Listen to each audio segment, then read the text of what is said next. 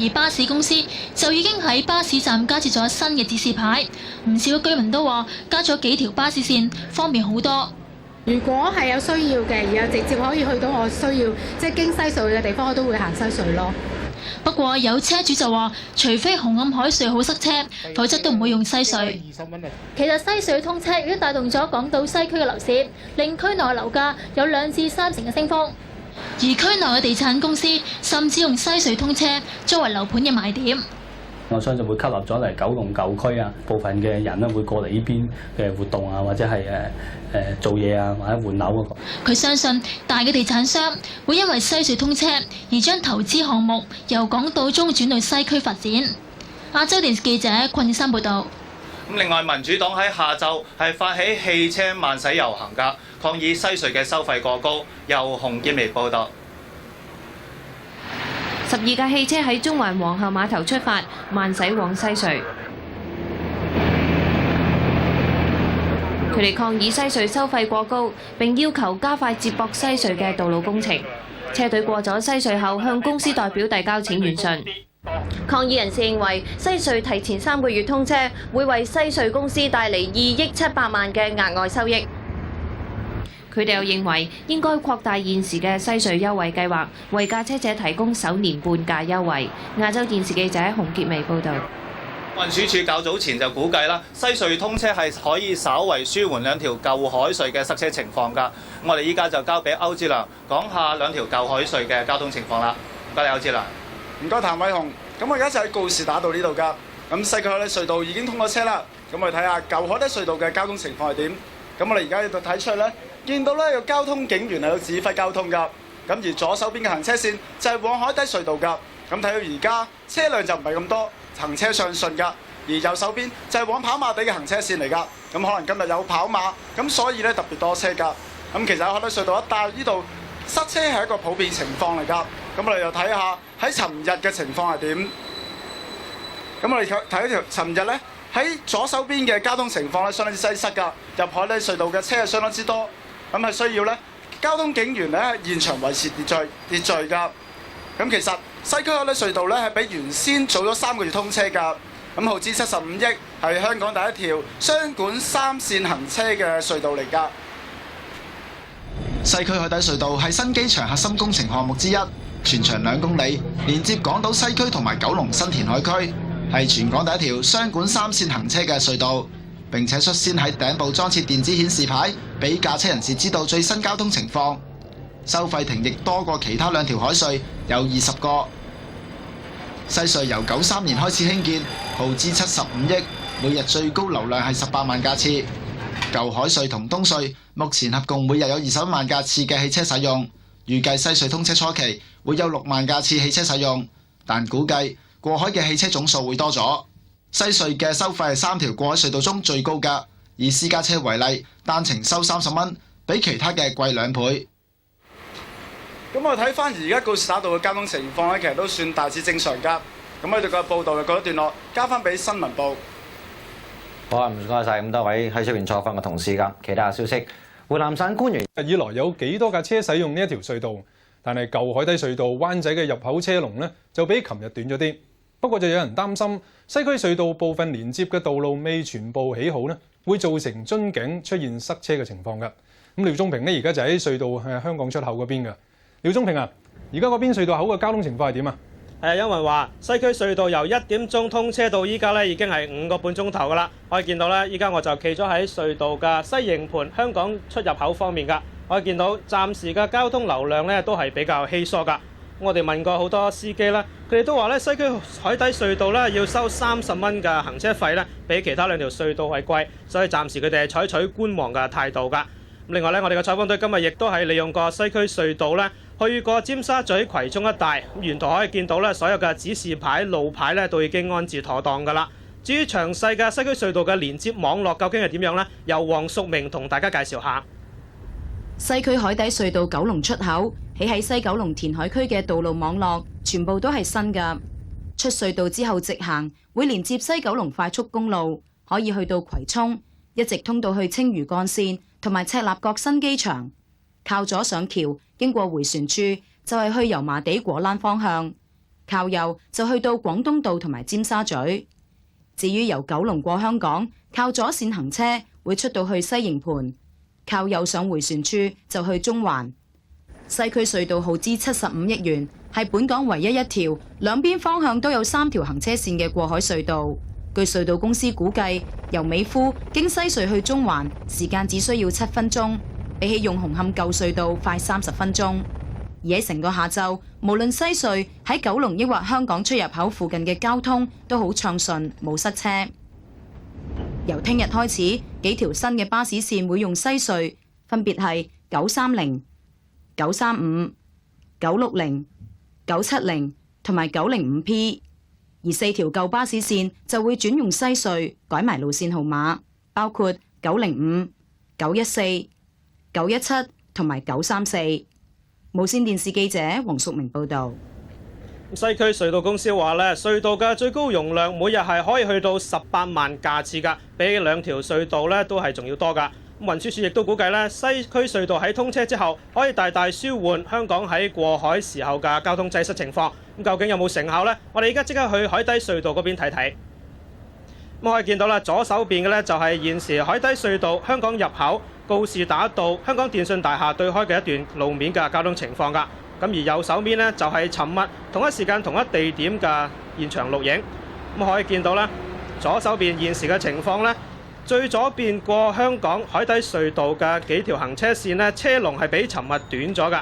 咁而只不過就係右手面去跑馬地同埋東區海底隧道呢，就比較車多。由於跑馬地今晚有夜馬賽事，亦都會對當地嘅交通呢構成一定嘅壓力㗎。咁而總括而言呢，單睇呢兩個畫面，我哋可以見到咧，西區隧道喺通車之後呢，可以見到係對海底隧道嘅交通呢係起咗舒緩嘅作用㗎。不過運輸署就強調咧，由於現時嘅交通情況仲唔係太穩定，佢哋要起碼1個月之後呢先至會正式數車，睇下到時呢西區隧道可以起到幾多嘅舒緩作用㗎。咁而西區海底隧道嘅通車儀式呢，係喺朝早10點鐘，由布政司陳方安生主持㗎。咁隧道開車嘅初期呢，私家車單程收費係每程30蚊。根據法例呢，要去到2001年，隧道公司即係喺4年之後先至可以申請加價。不過有一個額外嘅情況，就係隧道公司如果每年嘅回報率低過15%嘅話呢，無需政府同意就可以加價㗎啦。咁而隧道喺1點鐘通車之後嘅冇幾耐呢，就馬上有一批請願人士去到隧道公司請願，要求佢哋減隧道費。布政司陳方安生坐喺呢架開篷巴士上面，同其他嘅嘉賓，包括西區隧道嘅股東之一中信泰副主席榮之健，成為咗第一批坐車正式通過隧道嘅乘客。有一連串嘅慶祝儀式之後，隧道原本喺1點鐘正式通車。不過，隧道公司就喺中午嘅12點半鐘左右已經開放咗港島區嘅道路。第一位揸車通過西區隧道嘅姚先生話：佢選擇行呢度係因為呢度唔使塞車。老實講係貴少少，但係我一去嗰邊呢，我去青衣嗰邊，我覺得慳咗成30分鐘至45分鐘到啦，我諗係值得咯。佢係得到隧道公司送咗10張隧道券作為紀念。而喺西區隧道通車之後冇幾耐，民主黨就發起咗10幾架私家車慢駛去到西區隧道，然後交咗一封抗議信俾隧道公司嘅代表。請願人士話，西區隧道提早咗通車3個月，起碼多2億幾港元嘅收入，但係連接新道路嘅網絡仲未起好晒，係冇理會到市民嘅利益。好多嘅配套工程，包括佐敦道渡船街口，包括咧係士美菲路嘅延長工程咧，都未能夠做好嘅。咁嚟到啲樽頸地方咧，係會有塞車嘅情況。咁呢個咧係將佢嘅收益建築喺道路使用者塞車上面嘅痛苦咧，係唔值得嘅做法。咁佢哋係要求隧道公司減價1年。由於西區隧道咧今日係第一日通車，好多駕駛者同埋市民咧都唔係太熟悉佢哋嘅道路網絡㗎。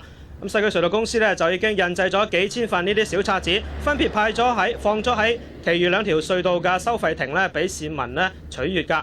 另外一方面咧，隧道公司為咗令到市民更加熟悉西區隧道嘅連接網絡，決定咗喺今個星期日，即係5月4號同埋5月18號2日免費開放西區隧道俾市民使用㗎。咁我呢度嘅報道告一段落，交翻俾你啦，周潔儀。好，唔該晒。其他嘅新聞。港府法律顧問亦都認為冇上訴條件。而仲裁官仲認為東隧內部投資回報率應該有15%到17%，但係而家只係得6.28%，係唔合理地偏低。建議以後每5年加5蚊。監管公共事業聯委會嘅劉千石批評，以仲裁方式申請加價唔合理，亦扼殺立法局嘅否決權。你嗰個嘅仲裁咧係純粹考慮公司嘅回報率，即係經濟嘅上嘅考慮，即係冇考慮到咧就係隧道係扮演一個咧係疏導交通嘅角色啊。現時東隧嘅車輛流量係9萬架次，新香港隧道公司話加價亦都係考慮到啱啱通車嘅西隧加入競爭，咁佢哋預計出年年初東隧嘅行車流量起碼減少3000至4000架次。好多市民都認為加價係由西隧引起㗎。基本上加價都係唔可以接受㗎啦，咁但係因為西隧嗰邊而家收30啦，咁所以就如果加5蚊，我覺得幾可以接受咯。主要原因咧，而家佢一加咧，就變咗而家開始會嚟㗎啦。就譬如喺呢個西區隧道啊咁樣各方面啊，都開始即係一加開咧，就冚唪唥一次過冚唪唥好多，令到其他隧道都要加。而多年嚟申請加價都唔獲得批准嘅香港隧道有限公司主席李維仁就話，淨係考慮用乜嘢理由向港府申請加價。雖然港隧將會成為收費最平嘅過海隧道，會較受歡迎，但係盈利唔一定因此而增長。唔單單係最平一條，公司嘅收入。車朝早繁忙時間有2000架次嘅車輛使用㗎。運輸署認為西隧起到分流嘅作用。9條西隧巴士線今日起投入服務。朝早返工嘅時間，有司機提醒乘客巴士行嘅路線。西隧啊！即使行緊車嘅時候啦，亦都有乘客走上車頭問清楚至安心㗎。嗱話兩個位置你由得你選擇啊！喺呢架來往美孚同灣仔碼頭嘅西隧巴士，喺去到上環嚴重塞車，塞咗啦大約半個鐘頭，比起原本使用舊海隧嘅車程啦，仲多咗15分鐘。部分乘客表示失望咗啲啦，我估計唔到喺西環嗰度會塞咗咁耐咯。如果上環嗰堆嘅交通唔改善嘅話，西隧冇乜作用咯，對於我嚟講。而運輸署就唔認為西隧交通配套工程有問題。其實入中環就係點都會係有啲擠塞㗎啦，咁即係話除非你唔去中環咯。由於舊有隧巴線之中有4條改行西隧，朝早紅磡火車站外嘅隧巴站呢，排隊搭巴士嘅人比以前少咗，而東隧同海底隧道出入口嘅車龍都係短咗㗎。陣間翻嚟，我哋會報道第一批上訴。有議員認為個裁決偏幫經營者。呢個仲裁嘅考慮咧，完全都嗰個公司嘅經濟嘅回報嘅考慮，完全冇考慮咧對嗰個嘅疏導交通，對嗰個使用者嗰個負擔嘅考慮。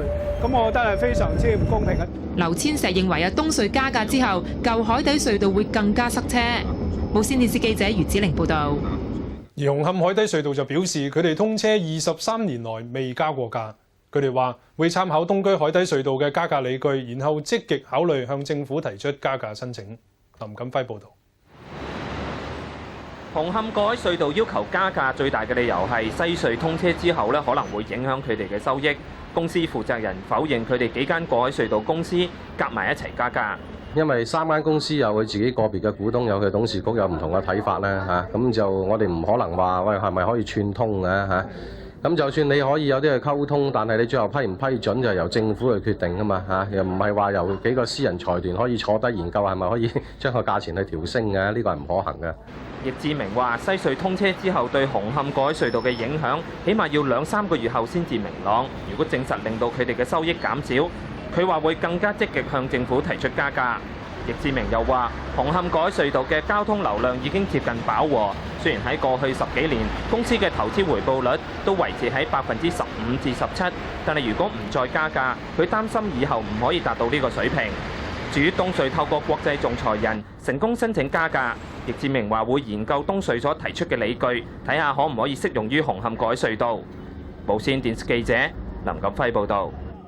西區海底隧道通車之後嘅第一個朝早，紅磡海底隧道嘅口嘅交通明顯改善。9點之後，紅磡隧道口已經冇車龍。余子玲報導。香港隧道紅磡入口，朝早8點半之前排隊過海嘅車龍，基本上同以往冇太大分別，咁只係啲車行得快咗少少。但係1到9點鐘情況就同平時有好大分別，龍尾就縮短到理工大學，由公主道嚟過海嘅車一直都唔使停。通去加士居道天橋過海嘅西九龍走廊，平時朝早都會嚴重塞車，但係今朝8點半開始就行車疏落，一啲龍尾都冇。到咗9點鐘，情況一樣冇改變，過海嘅車唔停就可以去到紅磡隧道口。另一方面，運輸署嘅數字顯示，朝早用西隧過海嘅汽車就比預期少好多。7點半到8點半，來往西隧嘅車有920架。8點半到9點半就有1020架，即係話最繁忙嘅2個鐘頭之內，只係有2000架車來往西隧。繁忙時間用西隧嘅車主要係私家車。而8條西隧巴士線今日開始啟用，兩邊線嘅巴士都唔滿客。有乘客話瞓晏啲都得，慳時間就你話遲幾個字出門口都可以咯。尤其我哋啲朝頭早 last minute 要趕住出門口嗰啲人。運輸署估計每條西隧嘅巴士線每日可以接載3000至4000個乘客，佢哋會留意巴士載客嘅情況，有需要嘅時候會調整巴士路線。無線電視記者袁子玲報道。西隧嘅龍尾喺2點過後已經過咗大角咀，而警方就實施特別交通措施，除咗西九龍快速公路之外，其餘通往西隧嘅道路要暫時封閉。喺港島方面，中環畢打街向西隧方向亦都出現車龍。龍尾係頂到去灣仔警署對出㗎，而沿途就有交通警員維持秩序。而西隧管道雖然話係行車，但係仍然疏導唔到收費廣場嘅車輛。隧道公司係要將西隧間歇性封閉㗎。有車主就擔心西隧嘅配套道路網唔可以應付將來每日18萬架次嘅汽車流量。如果多少少車都塞到咁樣，咁邊有人行啫？第時係嘛？因為一條路入咯，咁嗰個疏導根本冇得喐㗎啦，都係要等住過風。我諗10架仲有9架半車都行呢度啊！一啲的士司機就話，非必要都唔會使用西隧。亞洲電視記者譚偉雄報導。運輸署會檢討今個月18號係唔係批准俾西隧繼續舉辦免費行車日，而中西區議會主席就指出，西隧嘅配套道路網不足，造成尋日嘅大塞車。伍潔文報導。紅磡舊隧道方面，出入口雖然都有車龍，不過明顯比平時嘅星期日車龍短。九龍方面，車龍未到理工大學。香港方面，車龍就去到華潤大廈，不過對面線去西隧方向嘅車龍就好長，而且行車緩慢。中西區區議會主席阮炳強話：西隧出入口一帶突然間咁塞車，除咗因為西隧係免費，吸引咗大批市民去試車之外，交通措施冇做好配合，亦都係塞車嘅主因。嗰個交通嘅配套咧係未曾咧係能夠完全配合嘅，咁所以咧今日忽然間咁多車咧就出現問題。九龍嗰邊嘅駕車人士，佢哋嚟到佢唔識得行第二條路嘅，全部上晒天橋就去中環，所以嗰條路咧係去到東邊街嘅，應該咧就再研究下點樣去宣傳得好啲，等咧真係使用者咧知道咧佢嚟到香港或者去到九龍有邊幾條路可以走，而是美飛路延長工程嗰啲咧就快脆做好啦。阮炳強呼籲有關方面盡快做好宣傳同埋配套，以免再次引起塞車，浪費警方同埋運輸署嘅人手。亞洲電視記者吳建文報道。